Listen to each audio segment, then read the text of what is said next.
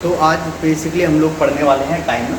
तो हम लोग अभी ऑफलाइन क्लास दे रहे हैं, साथ में इस लेक्चर को हम लोग रिकॉर्ड कर रहे हैं। ये ऑफलाइन सेंटर हमारा ओखला फेज़ 2 में है, तो अगर आप भी ऑफलाइन क्लास लेना चाहते हैं तो ज्वाइन कर सकते हैं। तो आज का एक टॉपिक है टाइमर। ये बेसिकली ऐसा टॉपिक है जो आप 90% प्रोग्राम में देखोगे टाइमर का यूज़। ठीक है, हर प्रोग्राम में आपको टाइमर ज़रूर दिख जाएगा।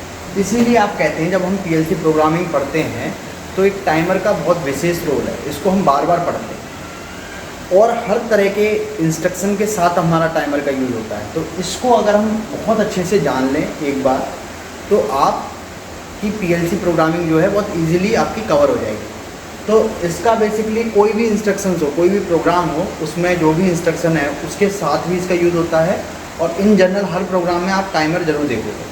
ठीक है, अब क्यों होता है इसका थोड़ा मैं आपको बता देता हूँ।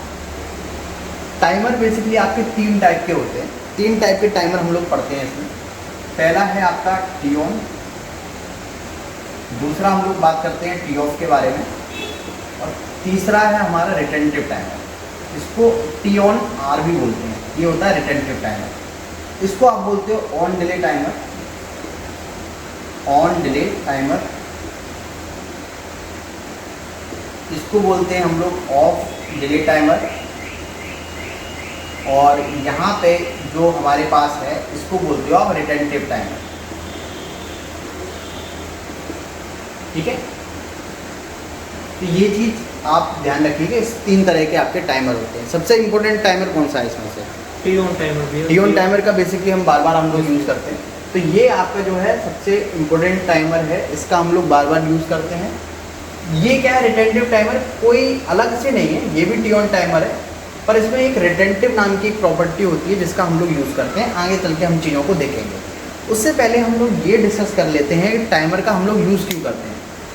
ठीक है, तो आप इस चीज़ को अपनी कॉपी पे नोट कर लीजिए कि टाइमर का बेसिकली आपका जो यूज़ है वो इतना है कि अगर आपको कोई टास्क कुछ पर्टिकुलर टाइम के बाद कराना हो या पर्टिकुलर टाइम के लिए कराना हो, कौन सा टाइमर यूज़ करना है और कौन सा टाइमर आपको यूज़ करना है, कौन सी बिट यूज़ करनी है और किस तरह से यूज़ करनी है, वो 2 चीज़ों पर डिपेंड करेंगे कि आपको टाइमर से जो आउटपुट है वो जो गिवन टाइम है उसके बाद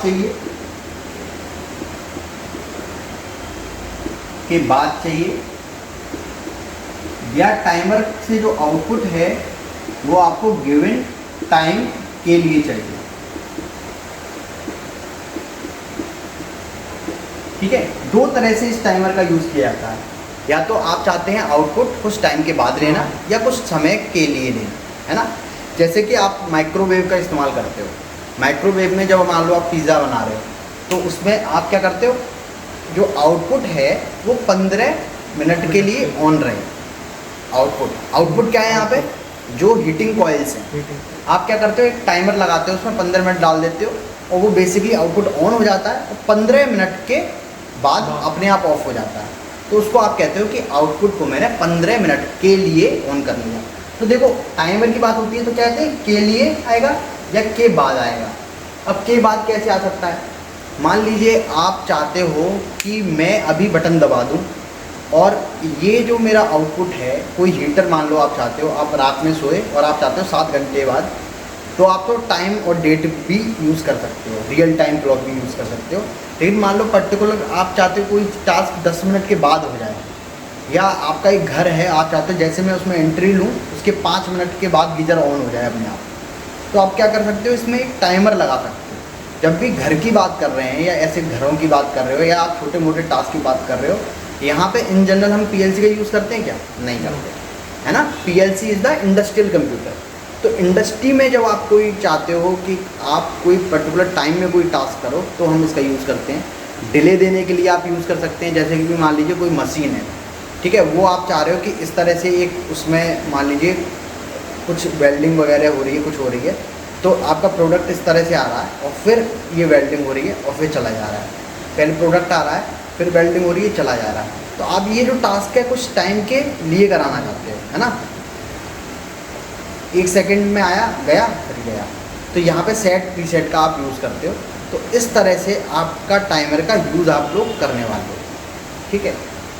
और क्या क्या एप्लीकेशन हो सकती हैं टाइमिंग की।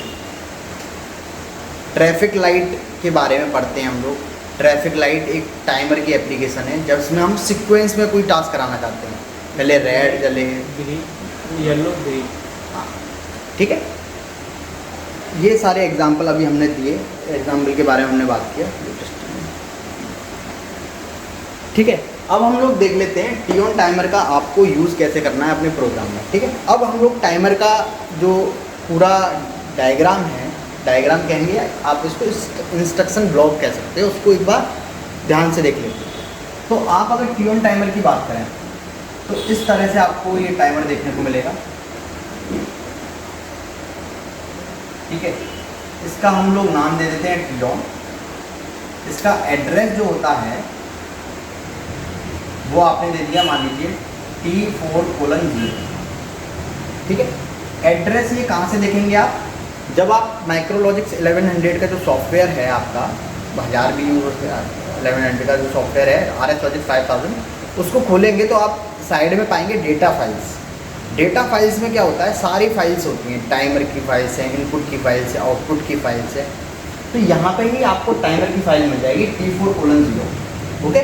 तो यहाँ पे आप लिख देंगे T4:0, इस टाइमर को आप एड्रेस दे देंगे। एड्रेस देना क्यों ज़रूरी है आप बताओ, किसी भी टाइमर को एड्रेस देना क्यों ज़रूरी है। एड्रेस देना क्यों ज़रूरी है? हाँ, क्योंकि भैया एड्रेस देना ये ज़रूरी है कि पर्टिकुलर इनपुट आउटपुट पे ही हम अगर उसको एड्रेस देंगे, उसको बताएंगे कि हमारा जो टाइमर है वो किस एड्रेस से बिलोंग करता है, मतलब कि देखो मैं बताऊं, जो एड्रेसिंग है वो पर्टिकुलर इस चीज़ में दी जाती है कि आपका जो टाइमर है उसको एड्रेस आप इसलिए देते हो कि कम से कम प्रोग्राम में तो पता चले कि कौन सा टाइमर आप यूज़ कर रहे हो, है ना।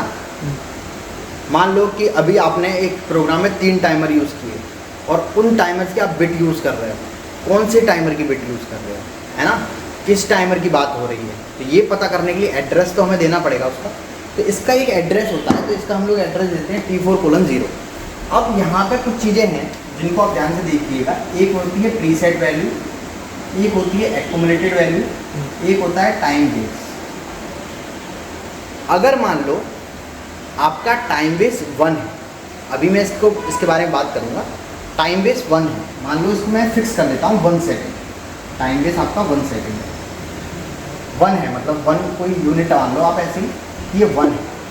टाइम बेस अगर आपका 1 है तो प्रीसेट वैल्यू में आप वो वैल्यू डालेंगे सेकंड में जितने का आपको टाइम सेट करना है। मुझको 15 सेकंड सेट करनी है तो मैं यहाँ पे 15 डाल दूँगा,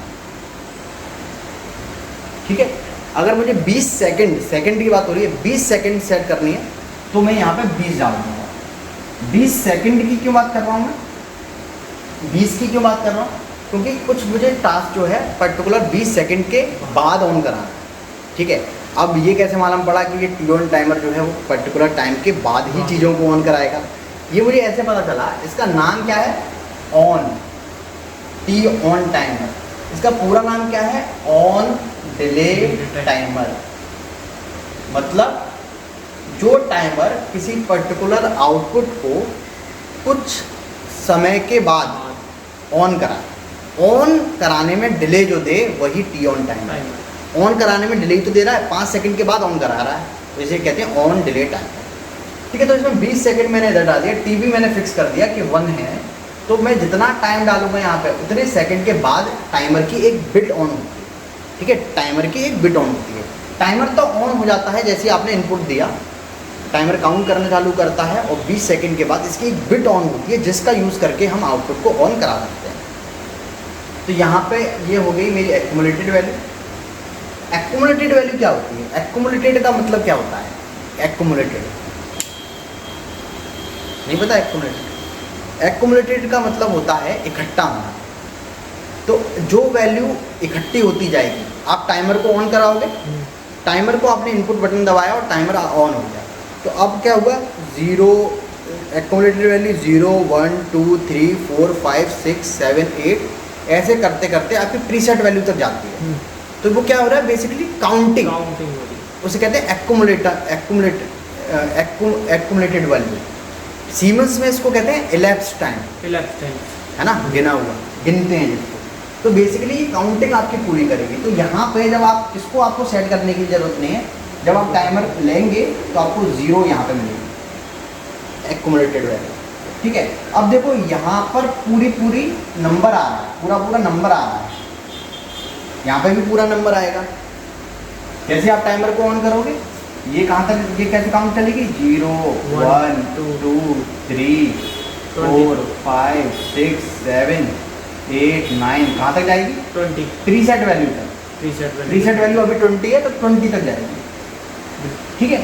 और जब काउंटिंग पूरी हो जाएगी तो अपनी एक बिट को ऑन करा देंगे। कौन सी बिट को, डन बिट को, जो उस टाइमर का नेचर होता है। इस टाइमर का नेचर क्या है, ऑन डिले टाइमर। तो जब ऑन डिले टाइमर का नेचर क्या है, ऑन कराने में डिले देना, तो उसके नेचर के हिसाब से उसकी जो डन बिट है वो ऑन करा देगी। हाँ, तो ये 20 सेकंड के बाद डन बिट को ऑन करा देगी। कब, जब एक्यूमुलेटेड वैल्यू 20 तक काउंट हो जाएगी, 0 जब एक्यूमुलेटेड वैल्यू आपकी बराबर हो जाएगी प्रीसेट वैल्यू के, तो आप इसको एक फॉर्मूला बना लो। तब क्या होगा, डन बिट जो होगी टाइमर की वो क्या हो जाएगी, ऑन हो जाएगी, ठीक है।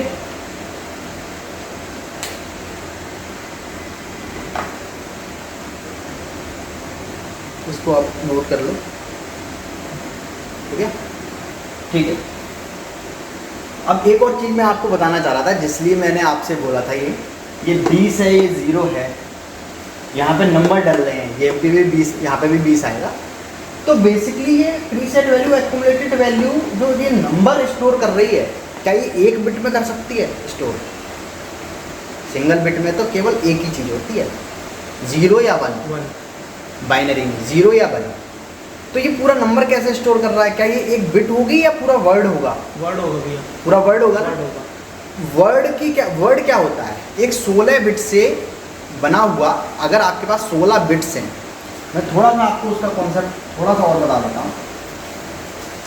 अगर आपको ऑन या ऑफ स्टोर कराना है, 0 या 1 स्टोर कराना है, या तो 0 या 1, इसको हम लोग कहते हैं डिजिटल इनपुट आउटपुट, DIDO। मतलब या तो ऑन, या तो ऑफ, या ऑन। अगर आपको यही स्टोर कराना है, इतना ही काम कराना है, तो याद रखिए इतना ही काम तो एक बिट से हो जाएगा। एक बिट की ज़रूरत है बस। एक बिट में आपने लिख दिया 0 या 1, और ये एक बिट ही काफ़ी है डिसीजन के लिए। जैसे आपने देखा होगा यस या नो ऐसे पूछते हैं, तो वो क्या होता है, एक आपको डिजिटल दिमाग नहीं लगता है इसमें आपको इंस्टेंट डिसीजन होता है, 0 या 1, ऑफ या ऑन, ठीक है, यस या नो, ये हो गया आपका डिजिटल। लेकिन अगर कोई नंबर दे रहा है, 20 है, 25 है, 30 है, ये केवल इसमें एक बिट में स्टोर नहीं हो सकता। उसको स्टोर करने के लिए आपको कुछ और बिट्स की ज़रूरत पड़ेगी। मान लो आपने ये 4 बिट ले ली, ठीक है। अब इसमें आप कोई नंबर स्टोर कर सकते हैं 4 बिट में। कैसे? कंप्यूटर तो 0 या 1 समझता है, इतनी बात आप याद रखिए। ये 4 नंबर हैं, तो मान लो आपको इसमें कोई नंबर स्टोर कराना है, मान लो 1 0 1 आपने दे दिया, इसी हिसाब से बिट आ गई आपकी, है ना। अब इनको आप डेसिमल में चेंज कर से इसको एक नंबर में मतलब निकाल सकते हो। इसका नंबर में मुझे मतलब निकाल के दिखाओ, 0 1 0 1 का क्या मतलब होगा, कैसे कैलकुलेट करते हैं मैं आपको बताता हूँ। ये जो है इसको ऊपर लिख लो 0 मल्टीप्लाई विद 2 की पावर 0, ये ऊपर लिख लो 1 इंटू मल्टीप्लाई विद 2 की पावर 1, ये लिख लो 0 मल्टीप्लाई विद 2 की पावर 2, 0 मल्टीप्लाई विद 2 की पावर 3। ये चल रहा है रिकॉर्डिंग, ठीक है। तो इसको अगर कैलकुलेट करोगे तो देखो ये तो 0 हो गए, ये भी 0 हो गए, ये 1 हो गए, ये 1 है यहाँ पे, ठीक है। तो ये क्या हो गया, ये 2 हो गया, ये 8 हो गया 2 की पावर 3। ये टोटल मिला के इनको ऐड कर लेंगे हम। ये 0, ये देखो 0 आया, इधर से 2 आया, इधर से 0 आया, और इधर से 8 आया, तो 10 आ गया। तो आपने देखा 10 नंबर जो है वो एक सिंगल बिट में स्टोर नहीं हो सकता, उसके लिए कुछ बिट्स चाहिए, है ना। अब यहाँ पर कितनी बिट यूज हुई, आप बताओ कितनी बिट यूज हुई, 4 बिट। अब मुझे अगर मान लो कोई बड़ा नंबर स्टोर करना हो तो मैं क्या कर सकता हूँ, एक 16 बिट ले सकता हूँ। यहाँ पर ये 4 बिट कितना मैक्सिमम नंबर स्टोर कर सकती हैं, कैसे पता चलेगा? 4 बिट कितना मैक्सिमम नंबर स्टोर कर सकती हैं? 2 की पावर कितनी बिट है? 4 है, 16, ठीक है। और 2 की पावर 16 करोगे तो पता चल जाएगा 16 बिट कितना नंबर स्टोर कर सकती है। इसका 65,000 65,536 65 जीरो से 65,536, ठीक है। और अगर इसे हम माइनस से प्लस की रेंज में लिखें तो -32,000 से कुछ होता है टू 32,000 लिख लो इधर। इसका पूरा पर्टिकुलर नंबर मैं आपको अभी नहीं बता पाऊँगा। -32,000 से +32,000 तक, ठीक है। तो ये आप निकाल लो, इसको आधा आधा पार्ट में डिवाइड करके आप निकालो। अब ठीक है, इतना आपको पता चल गया। तो ये एक कॉन्सेप्ट समझाने के लिए मैं आपको बता रहा हूँ। तो अब एक बात बताओ, ये जो प्रीसेट वैल्यू है ये बिट में स्टोर हो रहा होगा या वर्ड में स्टोर हो रहा होगा?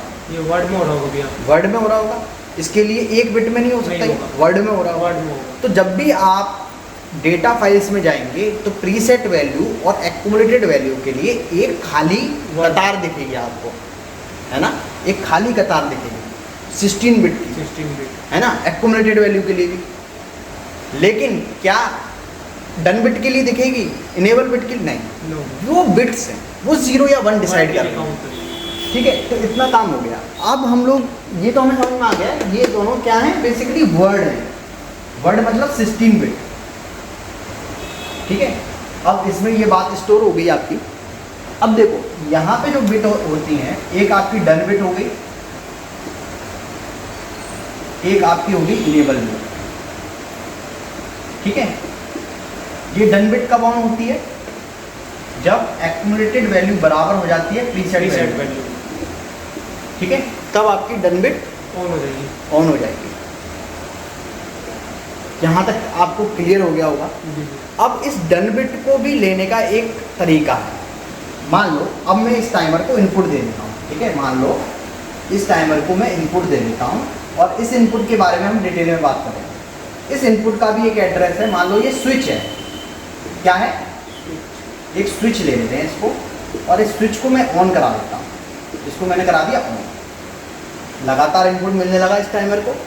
एक्युमुलेटेड वैल्यू क्या होगी, बढ़ने लगेगी, 0 1 2 3 4 5 6 7 20 तक जाएगी। 20 के बाद डन बिट ऑन हो जाएगी। अब हम क्या करते हैं, डन बिट के साथ हम लोग लगा देते हैं कोई जो आउटपुट हमें चाहिए होता है। और डन बिट के लेने का एक तरीका है, यहाँ पर ले जाओ और पहले तो टाइमर का नाम बताओ कि कौन से टाइमर की डन बिट का इस्तेमाल कर रहे हो। तो यहाँ पर हमने कह दिया ये है T4:0/डन, और उसके साथ लगा दो आप एक आउटपुट O:0/0 या 1। क्लियर है आपको? अब बताओ ये ऐसे क्यों लिया, T4:0/डन क्यों लिया? भी हमने एड्रेस बताया इसका कि इस एड्रेस पे इस वाले टाइमर की डन बिट है। अगर 3-4 टाइमर होते तो किस वाले टाइमर की डन बिट आप ले रहे हो? तो ये आउटपुट कितनी देर बाद ऑन होगा, मुझे इसका आंसर बताओ। 20 सेकंड बाद, 20 सेकंड बाद।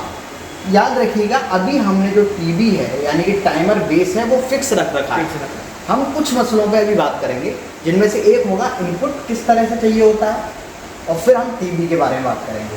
अभी हमने 1 रख रखा है, तो जितना टाइम आप डाल रहे हो उतना यहाँ पे आओ, ठीक है। तो ये 20 सेकंड के बाद आपका आउटपुट ऑन हो जाएगा। तो जब भी 20 सेकंड के बाद 10 सेकंड के बाद आपको आउटपुट चाहिए हो तो आप इस चीज़ का इस्तेमाल कर सकते हैं। आप इसको नोट कर लीजिए, फिर हम लोग आगे बढ़ते हैं।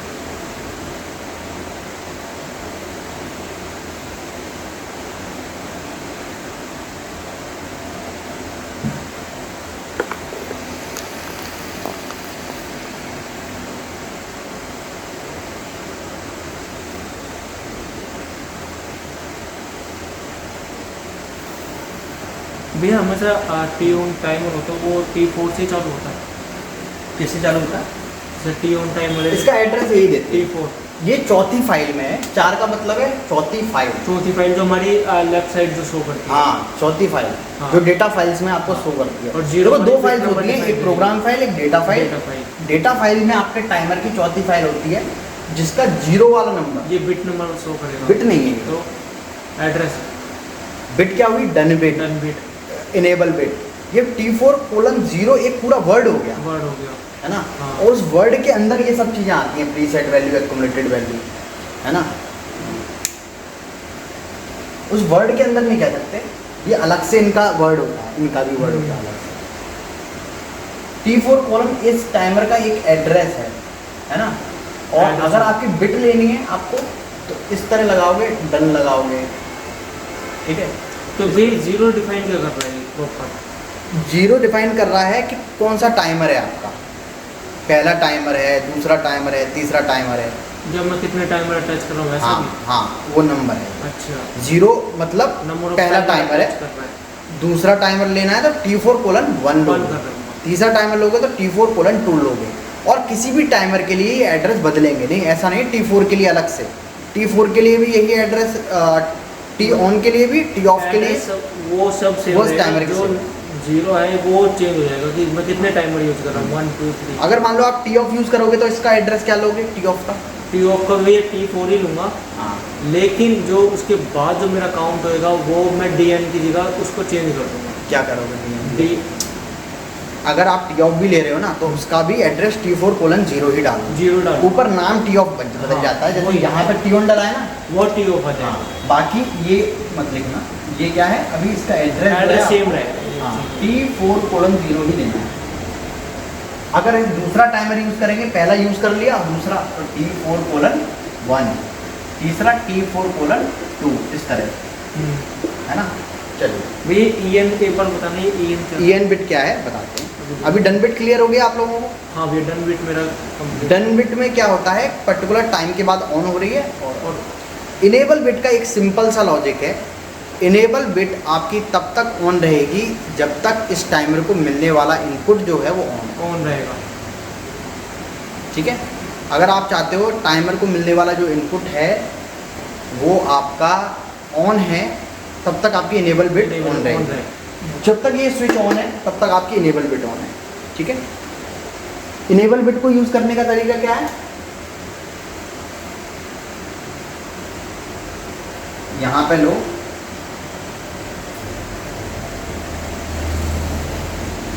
इसका कोई यूज़ अभी इसका ऐसे डायरेक्ट यूज़ नहीं है, पर मैं आपको दिखाऊंगा एक जगह इसका यूज़ होगा।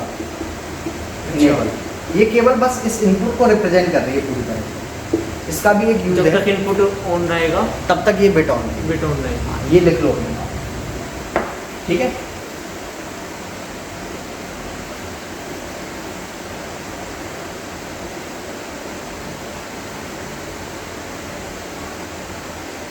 ठीक है, अब हमें क्या क्या डिस्कस करना है, टीबी, अब हमें डिस्कस करना है टीबी को, time base. Time base. Okay, तो एक सिंपल सा मैं आपको फॉर्मूला लिखा रहा हूँ टाइम बेस का। टाइम बेस का फॉर्मूला क्या है, जितना टाइम आपको सेट करना है, set time is equal to preset value, preset value multiplied with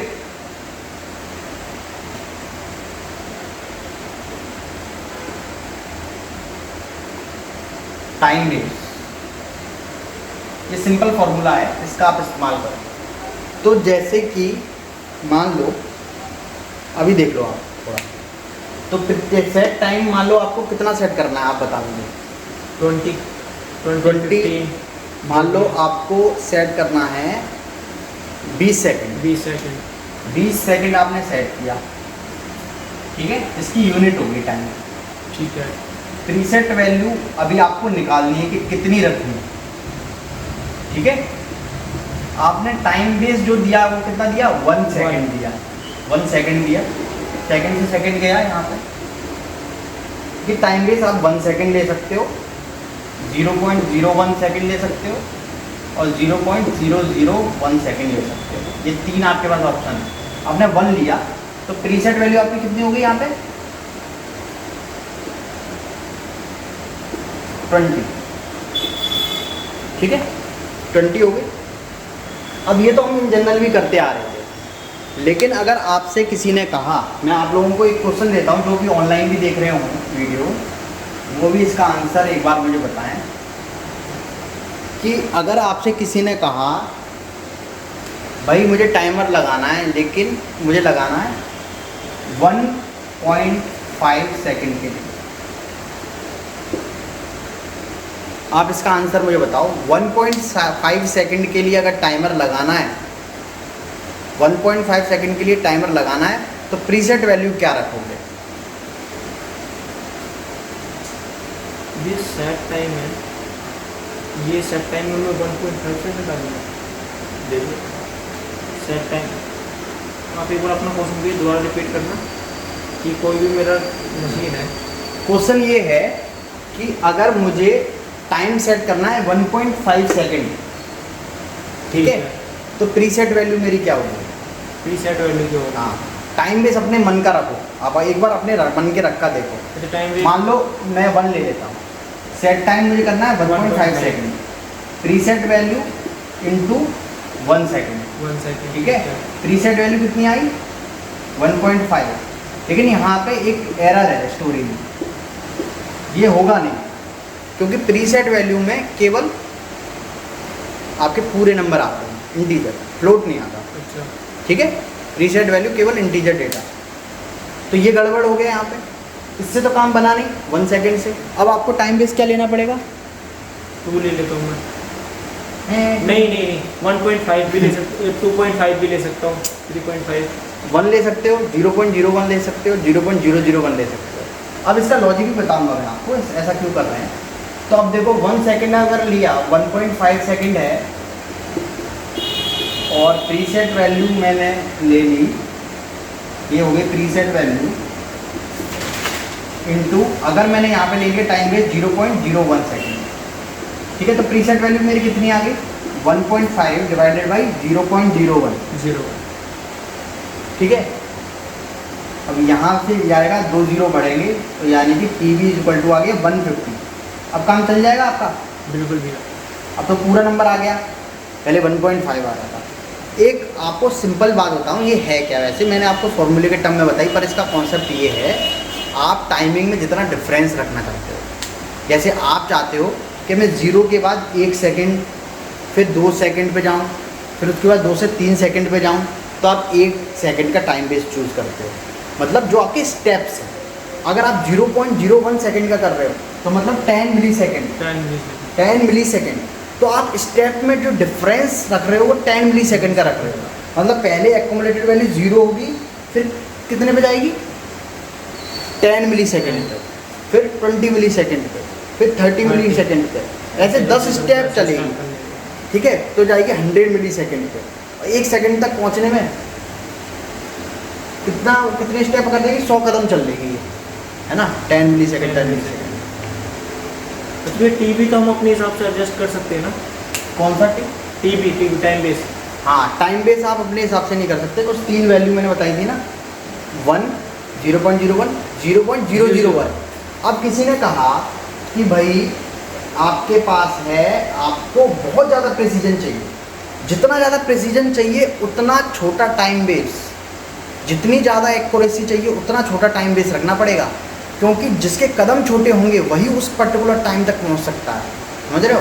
किसी ने कहा 1.5237, तब उस पे पहुंचने के लिए आपको और छोटे कदम की ज़रूरत पड़ेगी, है ना, और छोटे कदम करके आप वहाँ तक पहुँचोगे, ठीक है। लेकिन ऐसा टाइम थोड़ी ना बदल जाएगा, चलेगा वो फास्ट एकदम, है ना।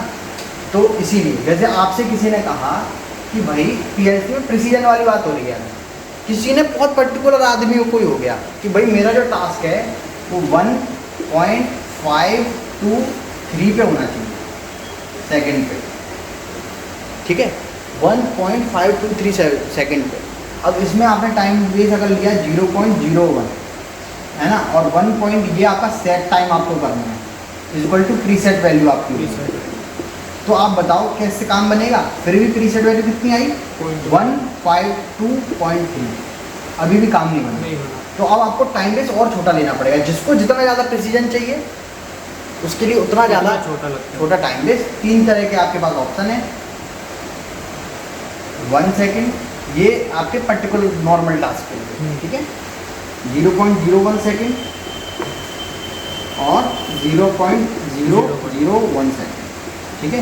ये आपके टाइम बेस की स्पीड होगी।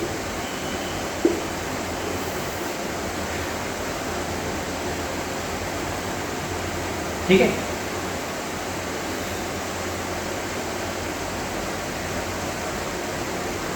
तो अभी इतना ही रखें कि और इसमें कराएं। अभी आपको तो मैं और कराऊंगा, ये वीडियो के लिए ठीक है, इतना कंटेंट के और डालूँ। ठीक है भैया, आधे घंटे की वीडियो है।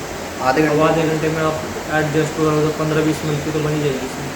नहीं 1 घंटे की बन जाएगी, आधे घंटे की बन जाएगी, आधे घंटे की मैं एडिट नहीं करूँगा इसमें, जो भी आपके डाउट्स हैं वो पूरी तरह से इसमें रहेंगे। अच्छा, अब हमको टाइम बेस हो गया मेरा।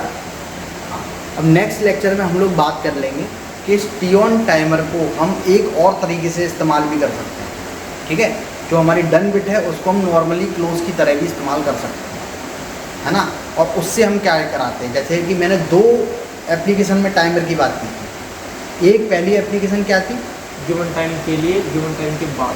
हाँ, गिवन टाइम के लिए, गिवन टाइम के बाद। अभी हमने उससे कराया गिवन टाइम के बाद, और अब हम कराएंगे गिवन टाइम के लिए, ठीक है। अब के लिए वाला जो है उसके लिए आप नेक्स्ट लेक्चर में आइएगा।